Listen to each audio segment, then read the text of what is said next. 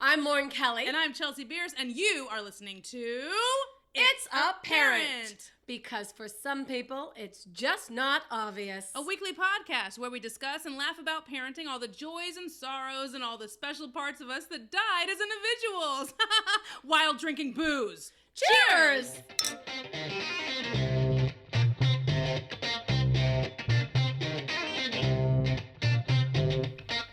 Here we are.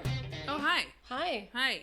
How was your day? Oh, it's great. I like that you're drinking beer and wine today. That's my favorite. Well, there's two reasons for that. One of which There's two reasons for that? Yes. One of which I had a hard time choosing what to have. Mm-hmm. Two was I expected you a little bit earlier, so you must have hit traffic.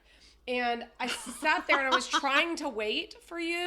Okay. But I didn't want to open the wine just in case you didn't want wine. Oh. So I figured if I opened a beer and you didn't want beer, then at least I know I could finish that. Do you know what I mean? Yeah. Not to say that I can't finish a bottle of wine. This is let's be real. A deep answer to why you have two drinks in front of you. Yeah. Part of it's my fault, so you're welcome. Or traffic's fault. I didn't say you. I mean, I was coming from the Presidio today. Which is impossible. So, I mean, they wanted me to take the Golden Gate Bridge home, and that's like a thing.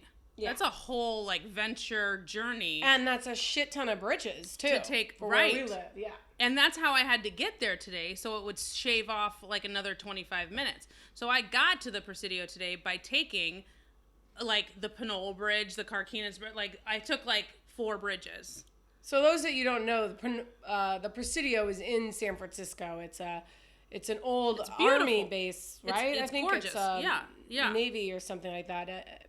Anyway, it's amazing, and they've kind of revamped it, and it's beautiful. But yeah, it takes. But it's right by the Golden Gate Bridge. Right. So it's like you can either go around and hit San Francisco from like the backside, and then you're right there, or you can come like from the 80 and hit San Francisco from the side you always enter, but then you have to go through all the city streets and go through all that bullshit, and it's just either way it's exhausting. Yeah, but where was your thing today? Okay, so Chelsea got booked for a project. Right. So where was it? It was in one of the barracks of the Presidio. They turned one of those into like a studio for the day. It was like a pop-up studio. Okay. And what it was basically filming for like an internet commercial that's going to come out.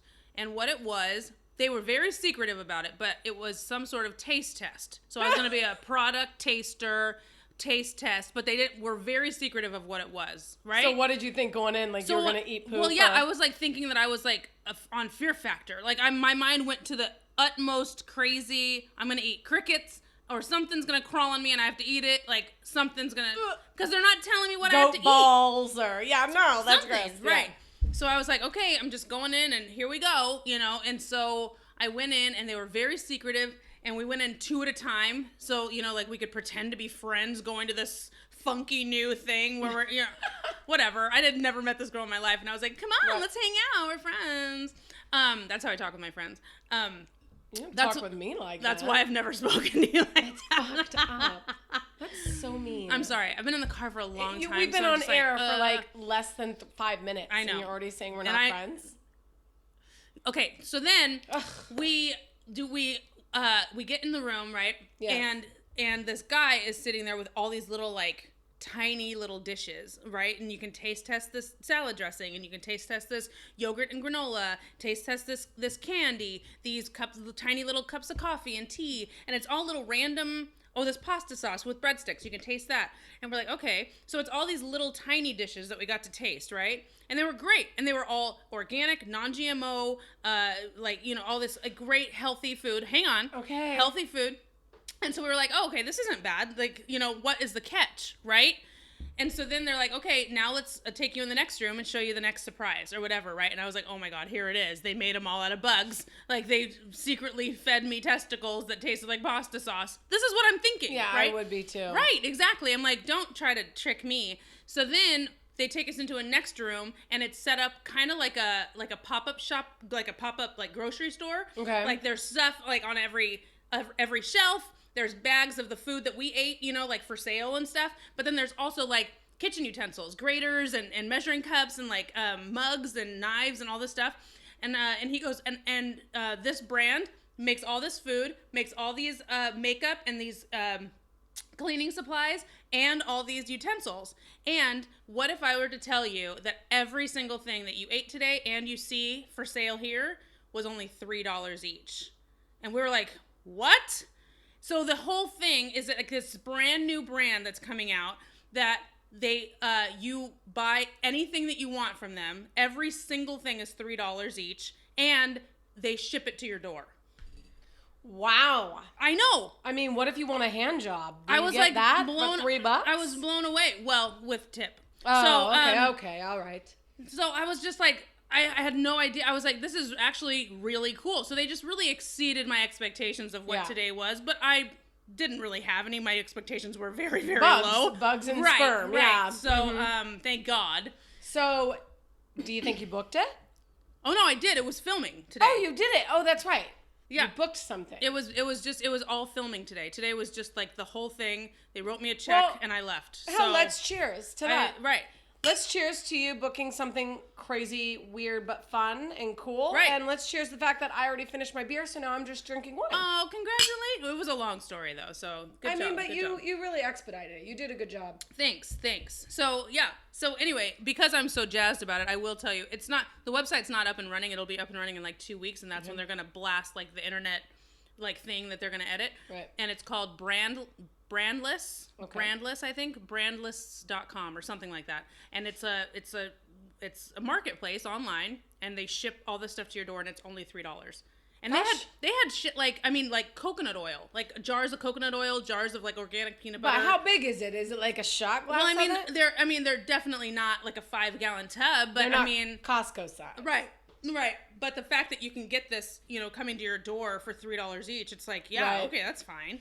Well, that could really help out when raising a child, right? I mean, you could, first of all, having it come to your door is awesome. They've got all those food things that you can prep, fresh something and something else. Yeah, like Blue Apron. Yeah, and it comes in a box. And, when you order even stuff at Target or whatever, they have spots now at Target where you just run in and grab it and it's all in a box ready to go. Yeah. Or, that could save a lot of time, but it sounds like this would save a lot of money. Even at Rayleigh's. Like, Rayleigh's is a grocery store that's here in our town, and even them, you can shop online and then just pull your car up to, like, the outside thing, and they'll bring your groceries right to your car. So it's a time saver. Yeah, but I got to be very honest about that.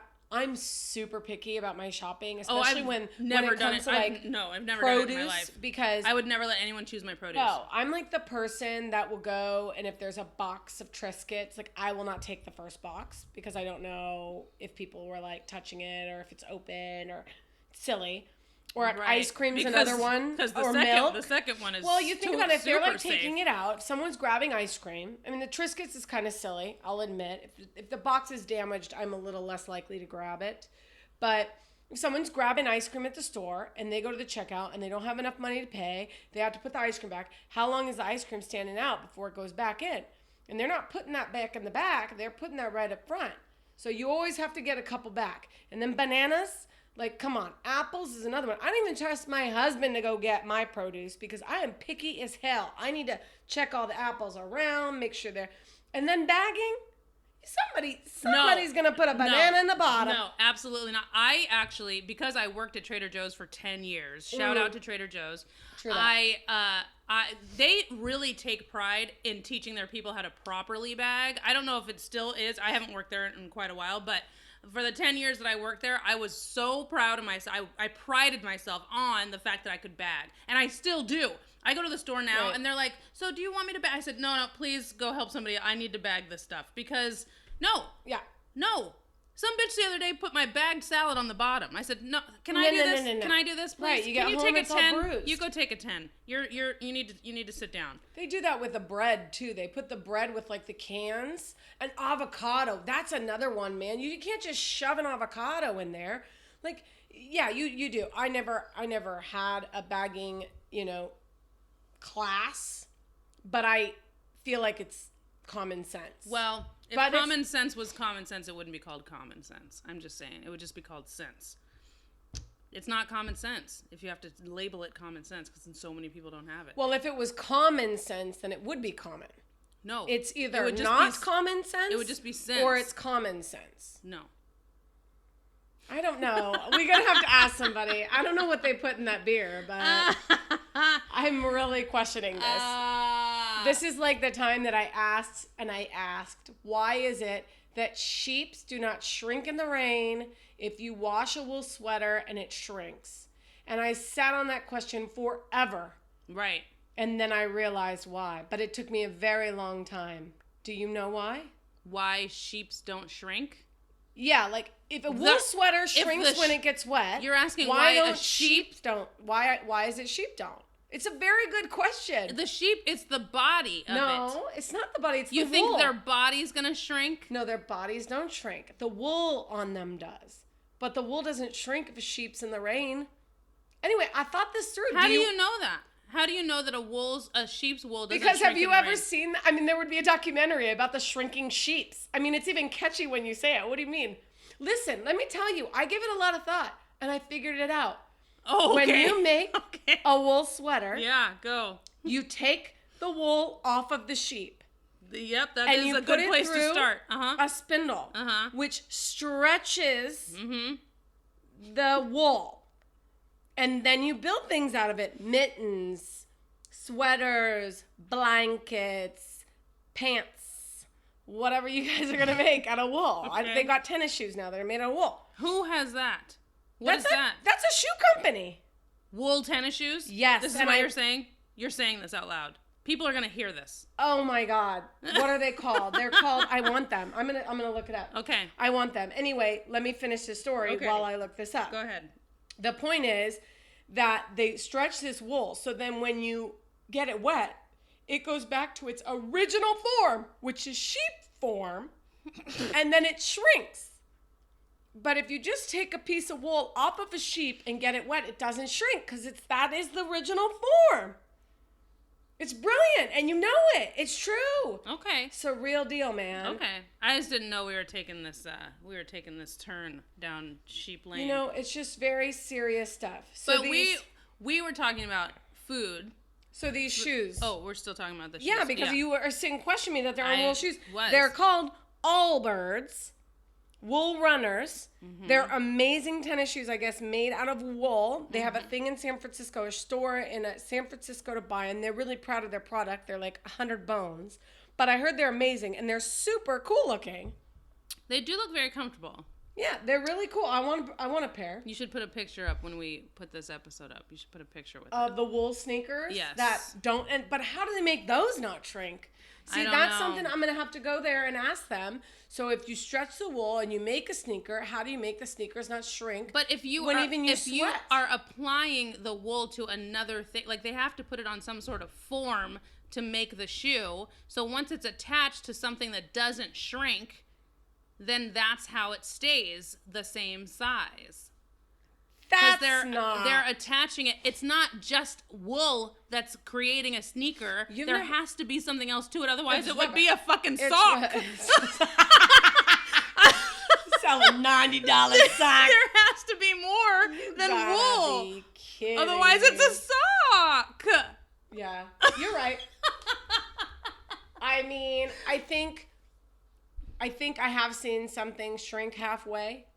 Like, Hold on, this is taking a nasty turn. This is a very interesting Lauren factoid, and most people who know me know this. But if you don't know, consider yourself in a know. That you collect miniatures. I do like miniature things. I like a discount. I like a bargain. Give me a bargain, and then I get disappointed when I got the bargain, and it's not what I bargained for. You know what I mean? Right. Example. I buy a shirt, and it's made out of whatever. Let's say it's a sweatshirt, doesn't matter, cotton. And it's great. At Marshall's or Ross or wherever it is I'm buying it from. It's great. Okay. You get home, you wash it, and one side shrinks and the other side doesn't. And then you realize the reason it ended up at this place was because they cut them all wrong, and too many people returned them because they shrunk on one side, not the other. So they took their hundreds of billions of worth of product and just bring them to these other stores. So the gullible people like me who wants a bargain get shirts like that. I have never, ever experienced that before. But do you buy cheap clothing? It doesn't look like you buy cheap clothing. I don't buy clothing. I mean, I No, cannot. She runs around here in her Jordans and shit. I Please. cannot. I'm wearing jellies that are broken. Now. Are broken. Right. Well, it changes once you have a kid, dude. I'm just saying, I haven't shopped for clothes in months, maybe years. Maybe. Speaking of clothes. Wait, we're not done with food yet. Hang on a second. How are we not done with food? Because I was going to bring it into a story, but then you started talking about these damn shoes. So, well, I wanted to talk about food because I want to know, I feel like a lot of parents have to deal with picky eaters. Like young kids. Oh, yeah. Like young kids are super, super picky, right? So my son is legitimately a vacuum cleaner, and he will eat anything that you just, it's like if you put something near his mouth, he's like, oh, awesome, it must be food, and he just eats it. But I want to know, like, how does the switch come to when they're picky and they don't want to eat anything to then they're like teenagers and then they just inhale everything? That's funny that you say that. So I don't know where that switch comes from, but I was super, super picky growing up. Yeah. Super picky. And for me, the switch came one day. I was on set and I was hungrier than hell, and all they had was chicken with bones in it. And I just gnawed that crap out of it. And then I realized, I don't think we've actually let them know about your bone situation. Oh, yeah. I don't like to be reminded where any of my food comes from. I don't, if it's chicken, I don't want to see a tendon. I don't want to see a bone. I'm still a little bit like that.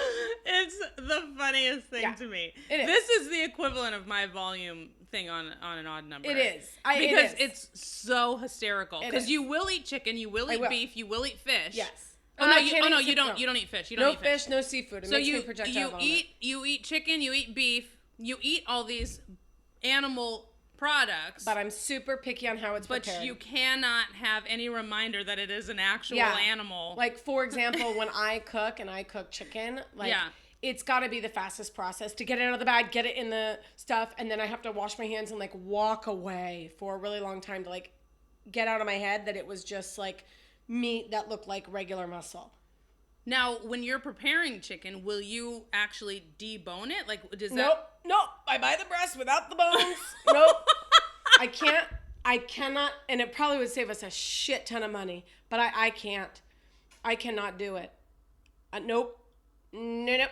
Oh my God. I eat veggie burgers now because I'm so picky on how my burgers are cooked. There was one day not too long ago that I just wanted a hamburger, and I told Danilo, I said, I'm ready. I want a hamburger. And he's like, a hamburger? Because normally he just cooks my veggie patty separate. Mm-hmm. It's not a big deal. It's actually incredibly easy to cook. Right. But I'm like, yeah, I'm ready for it. And I took a bite, and it was pink in the middle, and the juicy, and I lost it. I couldn't finish it. Now, what if in the veggie burger you see pieces of vegetable? Is that okay? I'm totally cool with eating vegetables. To be reminded that it's vegetable? I could eat a vegetable raw. Okay. I could eat a vegetable off the stalk. Yeah. I could even eat a little bit, of the dirt and grit? Like the corn, and it's got the little hair. Yeah. I don't even mind the little hairs. Well, they get stuck in my teeth a little bit. Yeah. Like an orange, how it's got the pith. Pulpy. Is that what? The pith is the white part around it. Pith? Yeah. That's How the fuck do you know that? Thank you. That's a very useless thing to know. Thank you. You should take that out and make room for something else. I know. I have room for more. I don't mind the pith. Pith. That's the white part of the orange, from the rind to the juice. Orange part, the white shit that everyone tries to take off. Because it's bitter. Pith. And that's cool. Actually like the best part for you. It you is. should it's eat good for as you. much pith as you want. Yeah, it doesn't bother me. Just Sometimes I put up. some pith in my mimosas, and it doesn't bother me at all. No, it's weird. You got pith all over your toilet seat. I do, and you're right around the corner. I am. Speaking of, I am. Chance finding his little dinkadoo. Chance found it. He found his little tinkadink in the bathtub. She sends me a picture of Chance and his bath experience, and he found a new bath toy. Bath toy. He's just sitting there. The water is still as can be, and he's just hanging onto his little dink there, and he's like, "Oh, look at this! Check this out!" And you guys that know me, I said, "Well, welcome to club. Now you'll never let it go. Penis fingers everywhere." It's true. It's all right. It's all right. It's cool. I mean, it was inevitable. It's going to happen. Yeah. I mean, if I had one, I'd be playing with it too. Yeah. I'd just wash my hands. Constantly. So listen, you were asking about the food thing. Yeah. And Cameron, my youngest, was super picky up until maybe 6 months ago.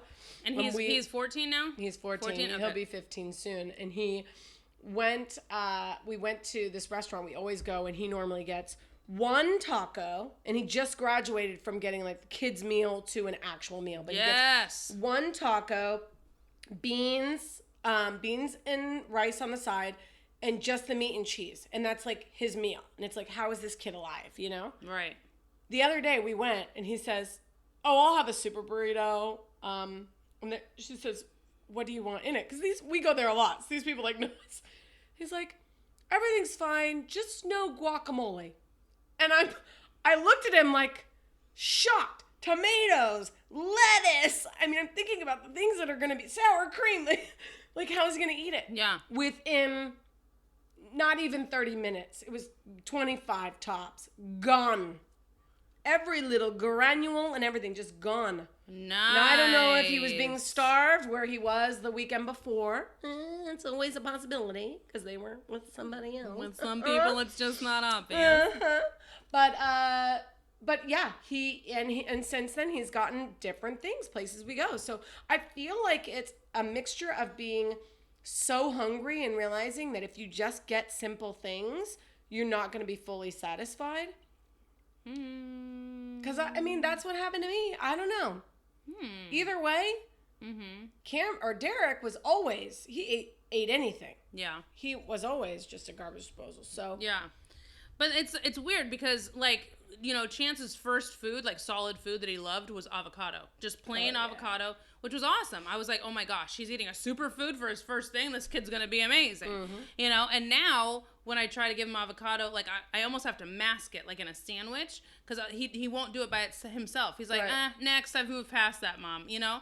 And so now it's like, it's not that his taste, maybe it is that his tastes are changing, you know, but he also wants to experience, I think, a lot of new stuff. Well, that's like this week we just introduced raisins to him.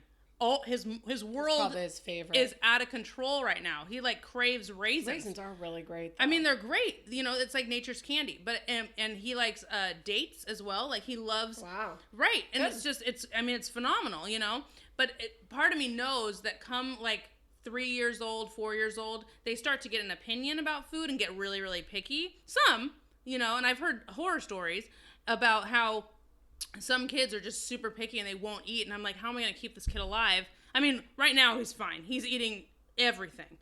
But part of me is like, oh my gosh, when he's, you know, starts getting picky, like, what am I supposed to do? You know, I know it's just a phase. I went through a major sweet phase where all I wanted was candy. I was very similar to Cameron. It's so weird that he is not my son because we are so much alike. It's crazy. Well, he is, just not biologically. Well, right, not biologically.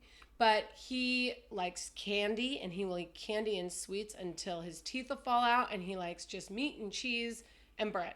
Right. Like, he could live on... He still likes vegetables, but he'll never go for them himself. Do you know what I mean? Right. Like, he's not going to just randomly make a salad, where my oldest will. Yeah. But I survived. I was the same. And I brought that up to my mom at one point and said, I don't know how we're going to get him to eat, you know, these other things. Because making dinner as a family is very hard when you have a very picky eater. Because I'm not from the livelihood of, oh, you're a picky eater, let me make you a separate meal. Right. And then I sat there and felt guilty because my one kid wouldn't eat because we're having, you know, chicken parmesan with, you know, zoodles or whatever. And he just wouldn't touch it. Right. Now he'll at least try it. And most of the time he does like it when he does try it now. But 14 years, you know? Right. I don't know. I think if your son gets picky, he'll come around. He'll come around. Yeah. I'm sure he will. And I'm excited At what point, like, spidey sense comes in. Do you know what I mean? Like, you're growing, you need the nutrients. Like, survival. Survival. Oh, okay. Almost, I thought you meant spidey sense like me. Like, I would figure it out. But no.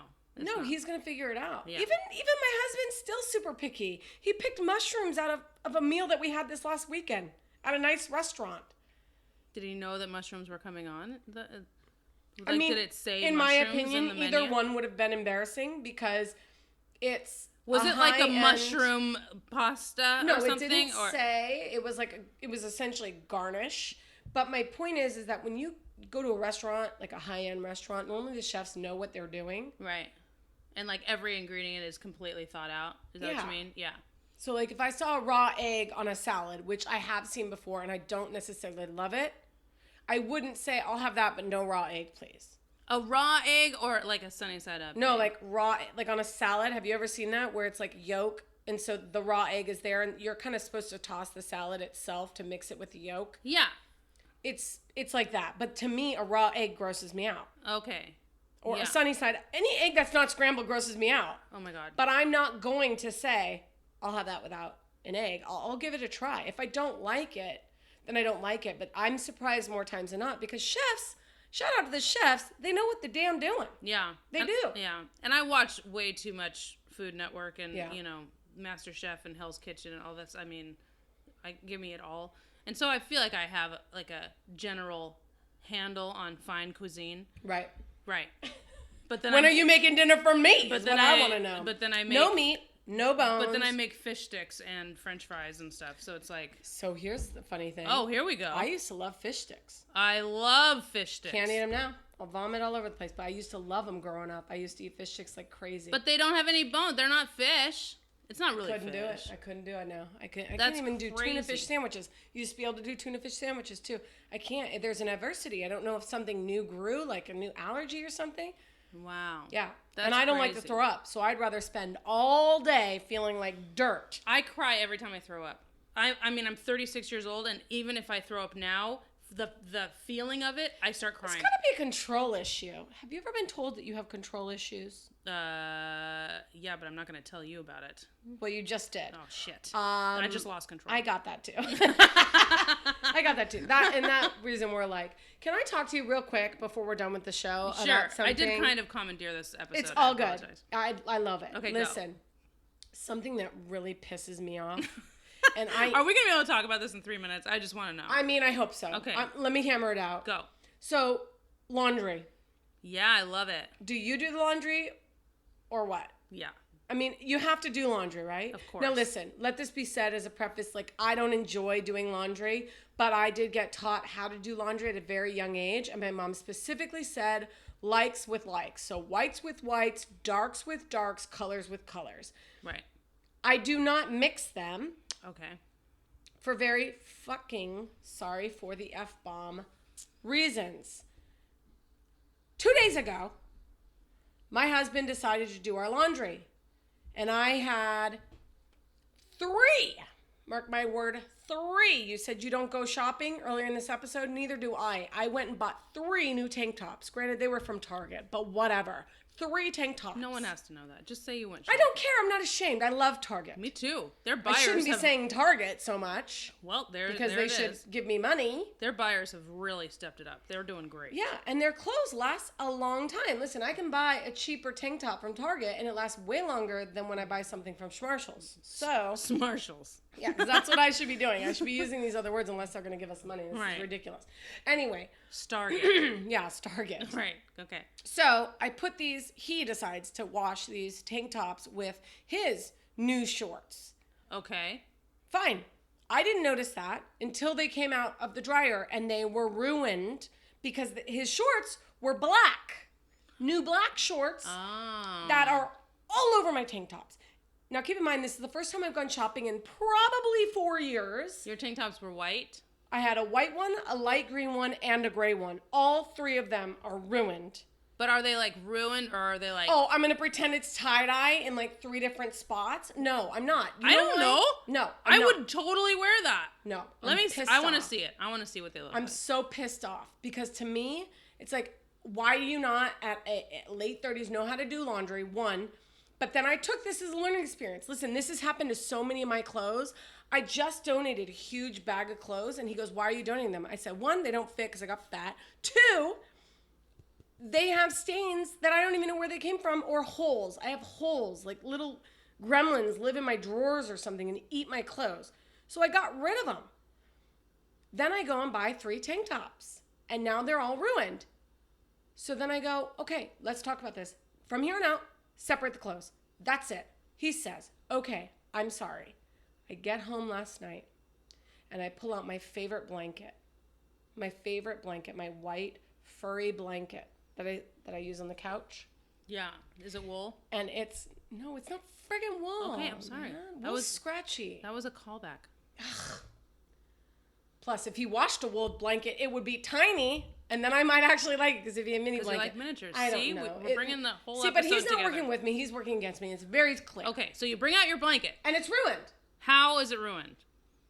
I don't even realize it's ruined until we get on the couch, and he pulls it out last night, and I'm like, what happened to this? And he goes, well, I just washed it. I'm like, with what? And he goes, well, with nothing that I haven't washed before, and he starts pulling out from the dryer, which is P.S. Side note, another thing that irritates me. When you're done with the dryer, pull the clothes out and wash the laundry because I might need it. And then I'm stuck folding all the laundry or throwing it out or throwing it in front of someone's door or whatever I've now chosen to do with it.